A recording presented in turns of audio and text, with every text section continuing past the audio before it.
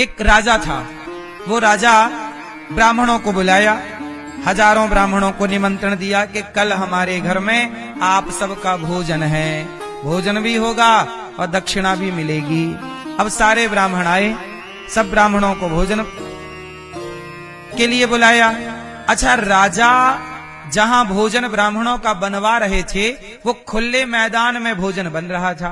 संयोग से क्या हुआ कि एक पक्षी सांप को लेके जा रहा था। सर्प को एक पक्षी अपनी चोंच में दबा के उड़ रहा था। संयोग से वो सांप उसकी चोंच से निकला और खीर बन रही थी नीचे। ब्राह्मणों के लिए क्या बन रही थी? खीर।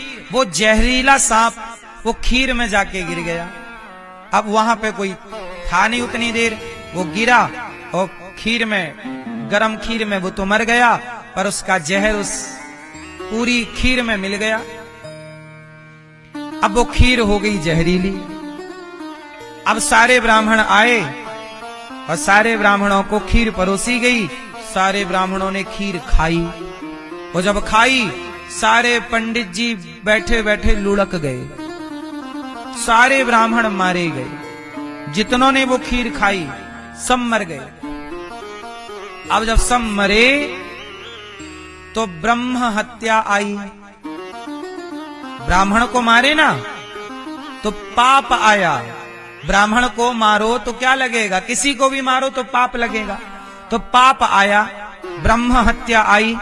अब ब्रह्म हत्या ढूंढ रही है, मैं किसे लगूं, किसे लगूं। अच्छा, एक बात बताओ, वो ब्राह्मण जो मारे गए जहरीली खीर खाके, ये बताओ उसका पाप किसे लगना चाहिए? राजा को, भंडारी को, के उड़ते हुए पक्षी को, के सांप को? बोलो।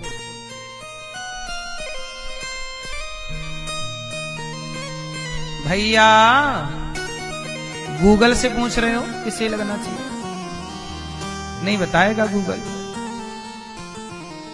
सुनो, बताओ वो ब्राह्मण जो मारे गए, उन ब्राह्मणों की हत्या का जिम्मेदार कौन है? उत्तर, राजा। क्या राजा जिम्मेदार है? जिस राजा ने निमंत्रण दिया था, क्या वो राजा जिम्मेदार है? उत्तर, नहीं, वो जिम्मेदार नहीं, क्योंकि उसने थोड़ी खीर में जहर मिलाया, इसलिए राजा जिम्मेदार नहीं, राजा को पाप नहीं लगेगा।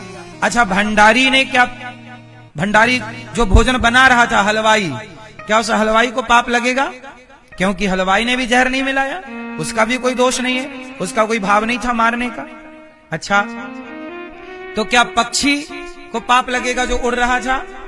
नहीं, पक्षी तो अपने रास्ते उड़ रहा था। पक्षी का क्या कसूर के नीचे खीर पक रही है? पक्षी को भी पाप नहीं लगेगा। तो क्या सांप, सांप का क्या दोष? उससे तो जहां गिरा दिया जाएगा गिर जाएगा, वो तो चल के नहीं आया। अब बताओ पाप किसे लगेगा? अब भैया हत्या परेशान हो गई, ब्रह्म हत्या, यहां वहां घूमे, मैं कहां जाऊं, किस पे लगूं, किस पे, किसे पापी मानूं? अब वो हत्या गई भगवान के पास। हे प्रभु न्याय करो, न्याय दो। भगवान बोले क्या तेरे साथ अन्याय हुआ? बोले धरती में इतने सारे ब्राह्मण मारे गए हैं, लेकिन मैं किसे लगूं? वो ब्रह्म हत्या कहां जाए? वो पापी नजर नहीं आ रहा है, पाप किसे लगे? भगवान बोले अच्छी कन्फ्यूजन है। भगवान बोले अच्छा कुछ दिन रुको, पापी मिलेगा जरूर, है वहीं आसपास, चलो। अब हत्या वहां नगर में रहने लग गई कि जो भी मुझे मिलेगा, जो भी लगेगा कि ये हत्यारा है, उस पर चढ़ जाऊंगी। अब वो पाप खड़ा है। अब क्या हुआ? अच्छा, राजा इतने धर्मात्मा कि राजा की कोई बुराई करने को तैयार नहीं, राजा को कोई गलत कहने को तैयार नहीं। तभी क्या हुआ, राजा की सेना में किसी एक व्यक्ति ने कुछ गद्दारी, कुछ गलत काम कर दिया, तो राजा ने उसे हटा दिया। चलो, जो गलत करेगा उसे हटा ही दिया जाएगा। तो अब जिसे हटाया उसकी जो मां थी, उस मां ने राजा की बुराई की कि राजा तो बड़ा पापी है, इसने ब्राह्मणों को मार डाला, कोई कहने को तैयार नहीं, ये राजा ने ब्राह्मणों को मार डाला, इसी ने जहर मिला के खीर में दे दिया और सारे ब्राह्मण मारे गए। अब जब ये बुराई कर रही थी तो वो जो ब्राह्मणों की हत्या का पाप था, वो जाके उस निंदा करने वाली माता को वो पाप लग गया। बोले मिल गई ये रही हत्यारिन। अब वो माता को पाप लग गया। अब वो मैया को जब पाप लगा तो वो घबराई, तो उसने भगवान से कहा बाद में कि प्रभु मैंने तो कोई ब्राह्मण मारे नहीं थे, पाप मुझे क्यों लगा? बोले तुमने ब्राह्मण मारे नहीं थे, पर तुमने एक धर्मात्मा राजा की बुराई की थी। जो व्यक्ति निरपराध है, अपराधी को अपराधी कहना बिल्कुल सही है। अपराधी है, अपराध, चोर को चोर कहिए, बिल्कुल कहिए, अच्छी बात है, चोर को चोर कहिए, गलत को गलत कहिए, पर सही व्यक्ति को यदि आप गलत कह रहे हैं और गलत सिद्ध कर रहे हैं और आपके कारण उस व्यक्ति की छवि खराब हो रही है, तो इससे बड़ी ब्रह्म हत्या, इससे बड़ा कोई पाप नहीं हो सकता।